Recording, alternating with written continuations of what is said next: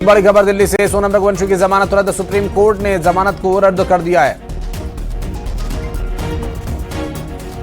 Supreme court में सोनम रघुवंशी की जमानत के लिए याचिका लगी थी। सुप्रीम कोर्ट ने फिलहाल इसे रद्द कर दिया है।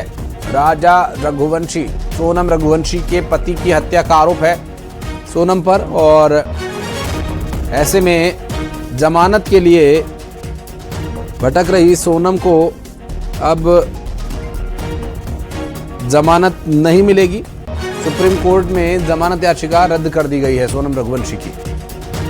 फिर सलाखों के ही पीछे रहना होगा। और आपको बता दें, मिथिलेश हमारे सहयोगी इस वक्त हमारे साथ जुड़ गए। मिथिलेश, अभी सोनम सलाखों के पीछे ही रहेगी, कैंसिल हो गई है बेल?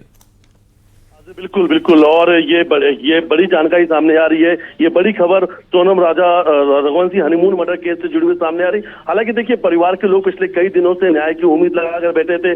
परिवार के लोगों को उम्मीद थी, राजा के परिवार की मां को उम्मीद थी कि सोनम वापस से जेल जाएगी, जमानत जो है सुप्रीम कोर्ट से रद्द होगी। और मेघालय सरकार जमानत रद्द कराने के लिए सुप्रीम कोर्ट पहुंची थी और मेघालय सरकार ने याचिका लगाई थी कि सोनम रघुवंशी की जमानत की याचिका जो जमानत मिली है उसे रद्द कर देनी चाहिए। जमानत के खिलाफ मेघालय सरकार ये लड़ाई लड़ रही थी और कहीं ना कहीं सुप्रीम कोर्ट ने आज एक बड़ा फैसला सुनाया। और देखिए, सुप्रीम कोर्ट की अगर पहली सुनवाई की बात करें आशीष, तो सुप्रीम कोर्ट ने पहली सुनवाई में कहा था कि जिस तरीके से सोनम को जमानत मिली है वो जमानत ठीक नहीं है, जमानत गलत तरीके से दी गई है। क्योंकि जिन आधारों को बताया गया, यानी जिन धाराओं का उल्लेख किया गया है, उन धाराओं का जिक्र इस पूरे एफआईआर में नहीं है। तो फिर सोनम को जमानत कैसे मिल गई? सोनम को उस वक्त में समय दिया गया था कि सोनम भी अपना जवाब दे। सोनम ने हलफनामा पेश किया था। सोनम ने खुद को बेकसूर बताया था, बेगुनाह को बताया था और ये कहा था कि मुझे झूठे षड्यंत्र फंसाया गया है, मैंने राजा की हत्या नहीं करवाई थी, मैं उस हत्याकांड में शामिल नहीं थी। ये बातें खुद सोनम ने अपने हलफनामा में दी, अपने जवाब में सोनम ने बात रखी थी। हालांकि देखिए, सुप्रीम कोर्ट ने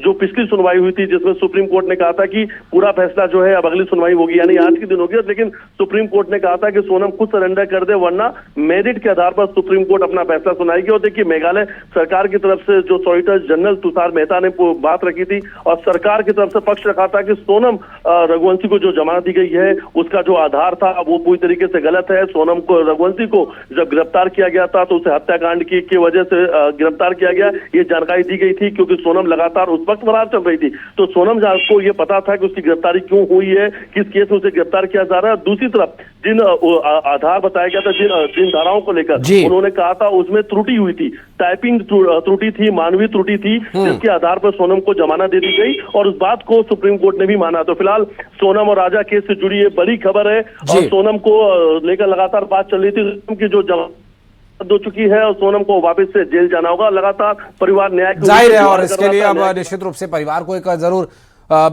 मनोवैज्ञानिक स्तर पर एक शांति जरूर मिली होगी, लेकिन अब देखना होगा कि आगे इस पूरे